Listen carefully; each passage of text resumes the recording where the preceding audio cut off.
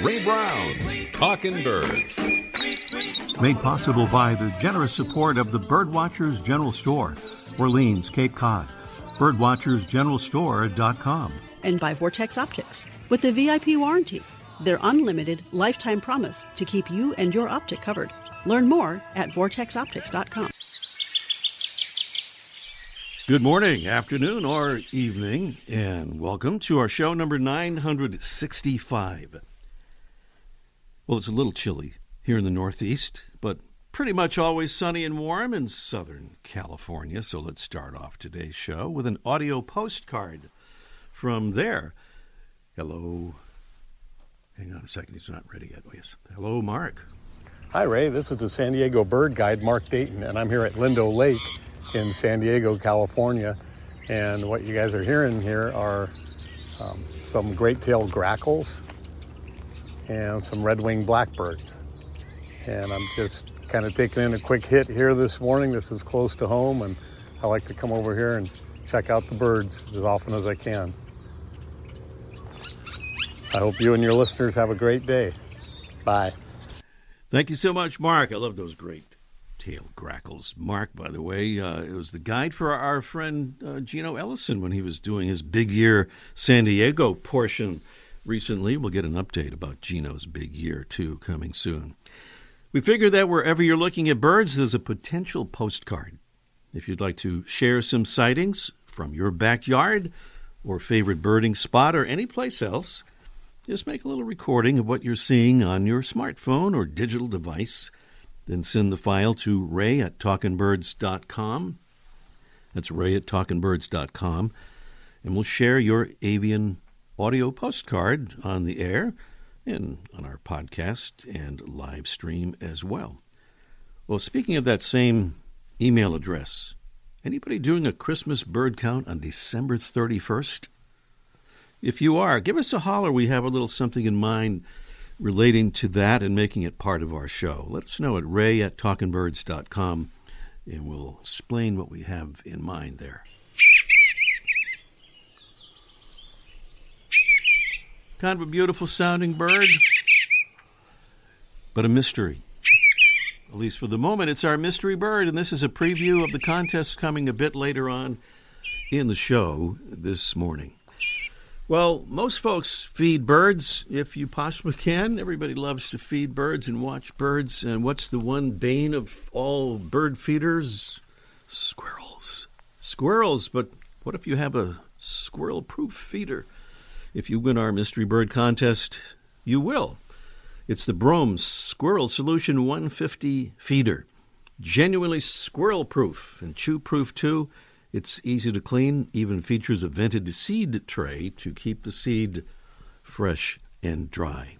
But I'm digressing a little bit here because we're describing the bird. It's a small thrush with a rust brown throat and breast, white underparts, and bright blue upper parts.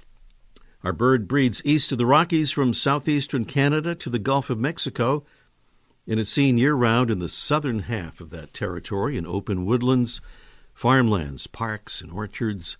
It forages usually from low perches for insect prey. Also feeds on earthworms and other invertebrates, and on berries during the winter.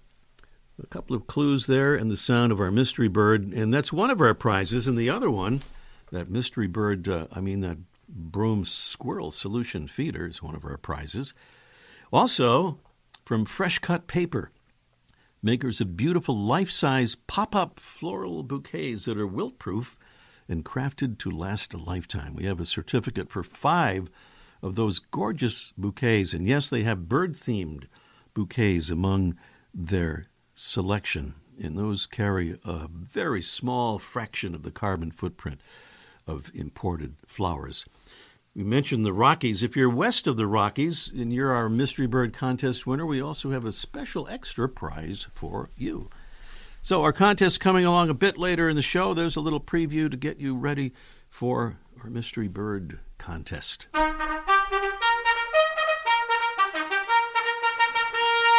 Saluting another Talking Birds ambassador. Who are Talking Birds ambassadors? Well, they're Talking Birds listeners who have stepped up in helping us do what we're trying to do, which is simply to spread the word about birds and birding, bird watching, and conservation. That's what we're all about. And if you'd like to help us, best way to do it really is to become a Talking Birds ambassador. We'll send you a bunch of cards. You can hand them out to your friends and neighbors at your convenience, and that's becoming a Talking Birds ambassador. Just go to talkingbirds.com.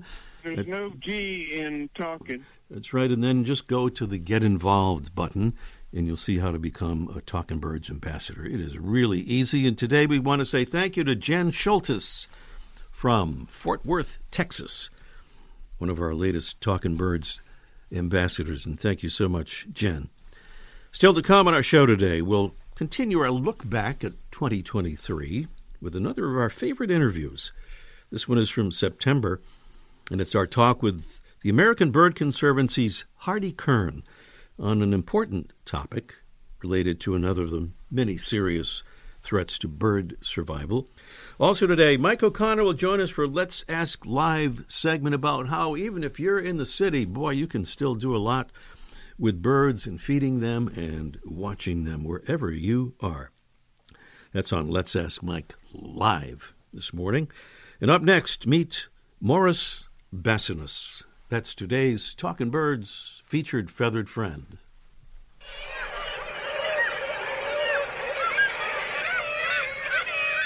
The National Wildlife Service Field Guide to the Birds of North America describes today's featured feathered friend as a boreal booby.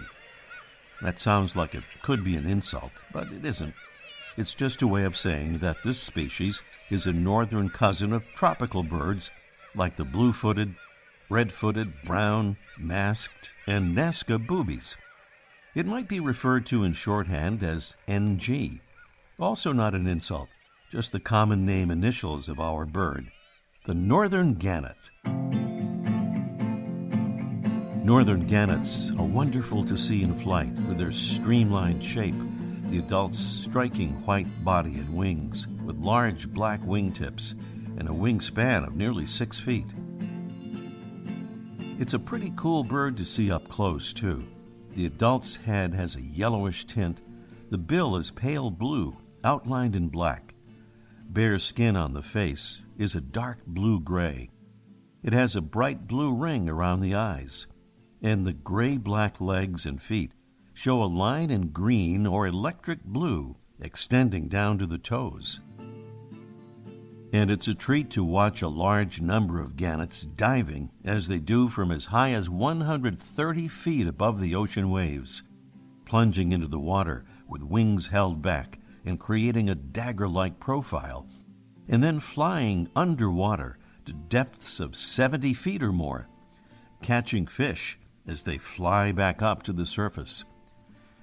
The northern gannet's vocalizations don't quite match the elegance of its appearance. By the way, the word plunging is also used as a collective noun for a group of gannets. Such a group might also be referred to as a company or a gannetry of gannets. A beautiful boreal booby, today's Talking Birds featured feathered friend, Morris Basinus, the northern gannet.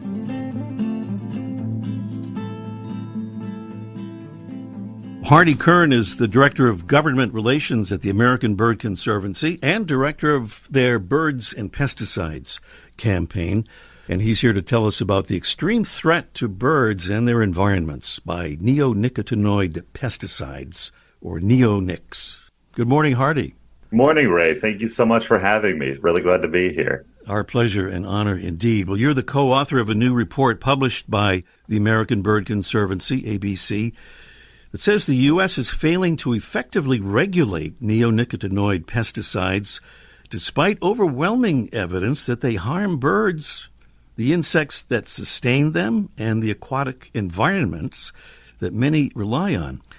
So to start off, what are neonics and why are they so harmful? Absolutely. Neonics are a specific class of insecticides that do their job very well. They were developed in the early 90s, but they didn't really become commonplace in the United States, both in agriculture and in at-home uses or community uses until about 2003 or 2004. And after that, their use just completely exploded. It skyrocketed. And in the chemical pesticide industry, there's always a push to come up with a newer, more effective type of insecticide or herbicide or whatever it might be. And with neonics, they really, really hit their mark because they are highly effective chemicals and that they're really toxic in extraordinarily small amounts. This means that when they were first brought onto the scene, they were marketed as, a new type of insecticide that would be able to be used in much smaller quantities with much greater effect. However, as we've seen with neonics, is the same that we've seen with a lot of other new chemical classes that have been brought into the conversation and brought onto the market over the years, which is that we didn't really fully understand their full breadth and their full impact when they were first developed and first deployed. And now years later, we're looking back and realizing how environmentally harmful these chemicals have been. Now, these are applied as a seed coating, as I understand it, generally to crops like corn, soybeans, but they don't just affect the individual seeds, right? That's correct. Neonics are neurotoxins. They are designed to fit into specific receptors inside of an invertebrate's nervous system, and sometimes also a vertebrate's nervous system as well. And they fit inside a little slot that is meant for a specific receptor that helps with muscle contraction and that helps with nerve firing. So essentially what they do is they block nerve signal transduction, which makes it hard to contract your limbs or have your internal organs keep operating. That means that they become really, really great insect killers. But because they work on the nervous system, they have a lot of other effects as well. And the way that they were designed was to be really highly water soluble. They travel really easily through water, and that's great from their original intentions, because when they're put on the outside of a seed, that seed gets planted in the ground, it gets its first little bit of water, and the coating on this seed sloughs off. And as that little seed sprouts its first roots, it sucks the insecticide up into its roots. And then as the plant sprouts, it actually grows the insecticide into every single part of its tissue. That means it can't be washed off. It's not going to come off with rain. And then the first round of aphids or sucking insects that come along are going to take a bite of that plant, experience the insecticide, and then maybe leave the plant alone. However, as little as 2% of that insecticide coating actually makes it into the plant.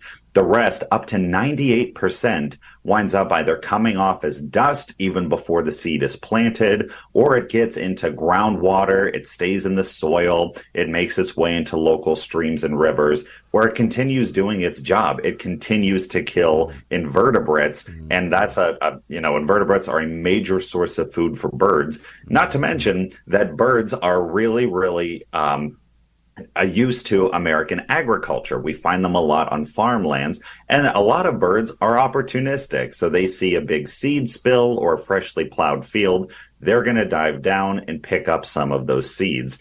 And here's the crazy thing with neonics as seed coatings. As little as one single seed is enough to kill a songbird the size of a red-winged blackbird, a pretty able-bodied, pretty stout little bird. And that just shows how highly toxic that these chemicals can be. So they're kind of a 1-2 punch, because not only are they toxic to a bird when they're ingested, they also contribute to overall insect loss. So the birds might get poisoned by eating them, but they also might experience extreme prey loss in areas where neonics are used. And neonics, by the way, are the most widely used insecticide in the United States. As much as 90%, some estimates even say 97% of corn planted in the United States has a neonic on the outside of their seed when they're planted in the ground. Your report, by the way, Hardy, says there's been little progress since ABC's call for stricter regulations 10 years ago. Can you give a very quick idea why nothing has really happened? Sure. So 10 years ago, ABC published a report. This was well before I worked at ABC, documenting how dangerous neonics were to birds. It was sort of seeing the initial 10 years of results. It was a massive review of scientific literature, as well as a look at data with specific policy recommendations for the Environmental Protection Agency, as well as Congress, to say, here's some ideas on how we can scale back the impact of these insecticides.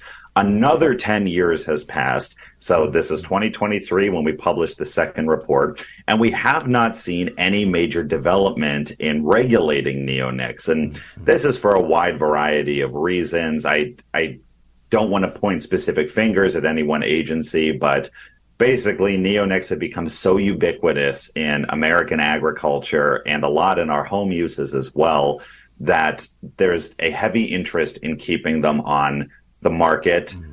We feel that the initial investigations into neonics done by the EPA, which they are federally required to do, didn't really consider all of the impacts to non-target organisms like wildlife. It didn't look at what happens when they get into the water. It didn't really look at what happens when multiple neonics might be in the same field or an organism is exposed to the same chemical coming from different sources. So we made specific recommendations in 2023. We haven't seen those adopted 10 years later. And so our new report goes even further to say that we would like to see more states passing laws that restrict the use of neonics. 10 have done so already, which we're very excited about. And the current EPA administration is actually doing a really fantastic job of trying to make up for basically 40 years of not complying with federal law. They've lost in court several times on this matter, and they're really doing their best to try to introduce some new mitigations. But we are kind of still poking them with the stick to make sure that birds are receiving the greatest protections possible, because we feel they can always do more. We are so close to being out of time, Hardy, but I wonder if we can bring this back to us regular folks and tell us briefly what we can do. Happily. So the best things you can do are talk to your elected officials, talk to your congresspeople, talk to your state representatives, and let them know that neonics are something that you care about and you would like to see their use restricted at the state level, and that you would like them to support better funding for the EPA so that they can continue to evaluate the impacts on these insecticides on birds. And the other thing you can do is at home, if you garden, try to avoid the use of any chemical pesticides. There's some really great non-toxic alternatives. Buy organic when you're able to. And my best piece of advice is read the label. We have some great resources on abcbirds.org that teach you how to read a label and make sure that your products are as bird-friendly as possible. Hardy Kern is the Director of Government Relations at the American Bird Conservancy and Director of their Birds and Pesticides campaign. Hardy, thanks for explaining all this to us, and thank you for your important work. Thank you so much, Ray. Great to be on the show, and long-time listener, first-time caller, so very, very pleased. Never heard that before, but thank you. Hardy Kern here on Talking Birds. That website again is abcbirds.org. Up next, it's our Mystery Bird contest in just 1 minute. The flutter of a tail feather, the flash of a wing bar in mid-flight. You don't always have a lot of time to identify a bird in nature, let alone to appreciate its beauty. But with Vortex Optics, you'll have the power to bring every wild moment closer. When you choose Vortex, you're choosing to have a partner in the field as passionate about nature as you are. Whether you're spotting old friends on the backyard feeder or packing for a once-in-a-lifetime trip to add a few species to your life list, Vortex offers a full range of optics and optics accessories for every birder and every budget. And whether the birds are taking you to another state or another country, you're always covered by the Vortex VIP warranty, an unlimited lifetime promise to keep you and your optic covered. If you'd like to learn more, or if you need help choosing your next optic, give Vortex a call at 1-800-4VORTEX or visit vortexoptics.com.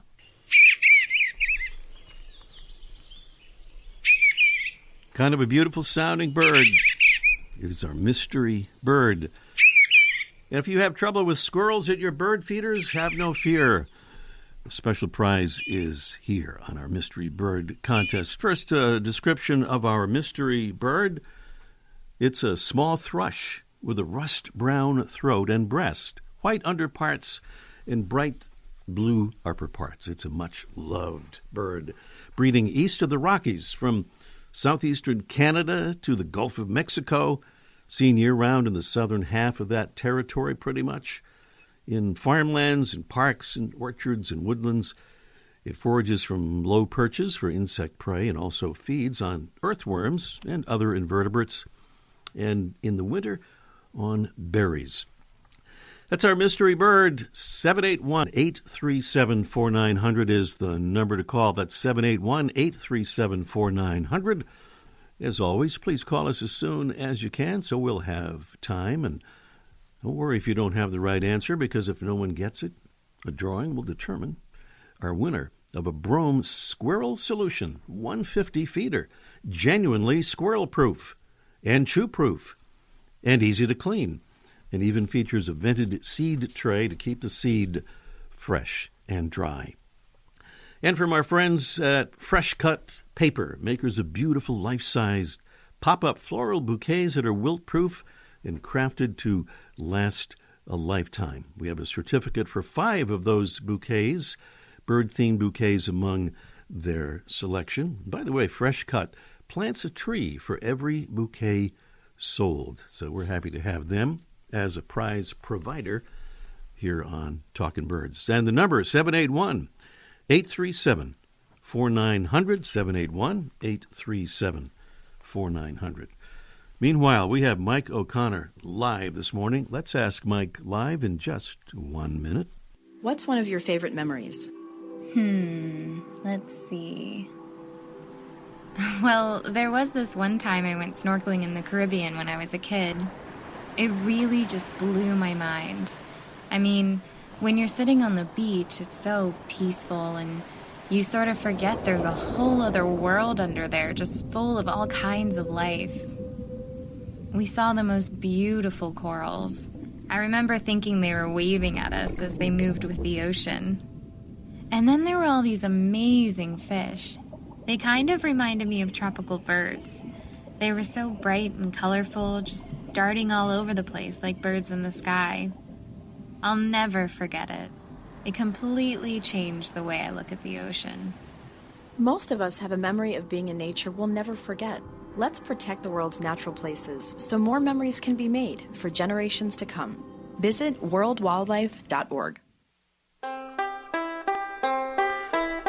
We mentioned Southern California earlier as a place where it's always sunny and warm, and folks say that about Cape Cod, too, and that's where Mike O'Connor is down there at the famous Birdwatchers General Store.